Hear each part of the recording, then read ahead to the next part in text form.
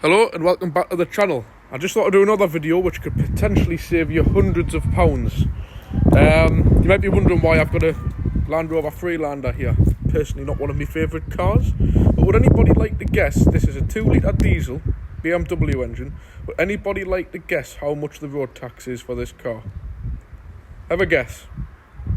You know, 200, 300 pound, 400 pound? No. £630 road tax for this car. If you don't believe us, check the reg and have a look.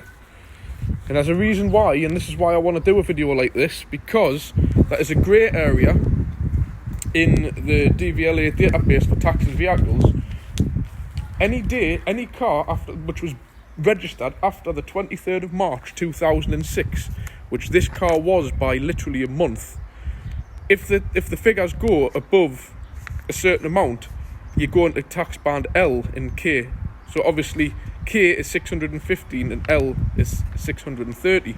And you might be thinking, oh well, you would have to get like a V8 Mustang to be doing that. No. All of these are like that. You've got anything like something like, say, like a 2.3 petrol Saab, a 2-litre petrol Saab. I'll tell you what I do get in. I get an Astra H, a hard top, do you call them again? A hard top convertible. It's just got a 2-litre petrol turbo engine in, and they're in that tax band. If you've got a Vauxhall Safira, which has got the 2-litre turbo petrol in. So basically anything which is, for a start, will go into this car. This is just using this car as an example. Anything that's automatic and it's 06 plate or newer, be wary. If it's a petrol, definitely be wary. This is a diesel, but you've got to remember it's a big car as well. So just remember, a good little tip. The date is the 23rd of March.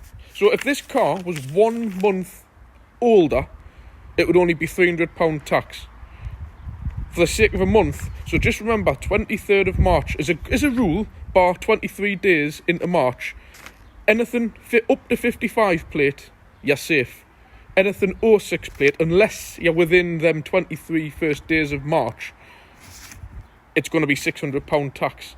So you've got to remember, these kind of cars we're talking about, like, a Freelander, the car's probably worth £1,500, £1,000 in some cases, and you're going to have to pull out £630 to tax the thing, So, you've got to remember, you've got to add £600 onto £1,500. You're paying a lot of money. You're paying well over £2,000, especially as well, like a 2-litre petrol Astra. If you go and pay like, say, £300-400 for a cheap runabout and it's under this tax band, you're going to get a shock. So just remember that anything after 06 or after, before you buy the car, do a check on the tax. 23rd of March. Big difference between paying £300 to paying £630. Like I've said, the top things to check out. If it's a petrol and it's an automatic, be very, very wary of it. If it's an automatic and a diesel, you might just come into the catchment of being £300 tax.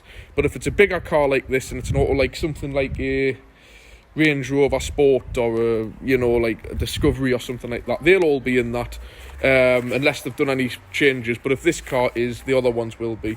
But like I've said, it kind of goes along the lines of like estate cars, like my Peugeot, like I've said, like a Honda Accord estate. If you get like the 2.4 petrol one with an automatic, it's going to be £600. So just be wary of that. I thought I would do a little useful video for you. I know a lot of people who've gone and bought a car for like £500 or £600, thinking they're getting a bargain, and they get the car home, they go to tax it, and they nearly pass out when they see that it's probably costing more than what the car's worth just to tax it for 1 year. You've got to just take this into equation. £630, right? For this one car here, we all know what cars I've got. For this one car to tax it for a year, which is only a 2-litre diesel, that's £240 tax. Me Peugeot, me Mitsubishi L200's commercial tax, that's 260. So there's 2,400. And me little Toyota's like 150 or £200. 246. So on average, like I said, you could tax I can tax a 2-ton Mitsubishi L200 truck, a 2.2 diesel Peugeot, and me little Toyota Corolla. Or if I had two other little diesel cars, like my partner's Astra, which is like £140, you could probably go to almost saying you could tax 4 cars for the price of one basic car. And let's not get into the £20 and £30 tax ones, because if you divide 630 up by £20 or £30 ones, you could probably tax a forecourt amount of cars for one. So just bear that in mind. Thank you for watching.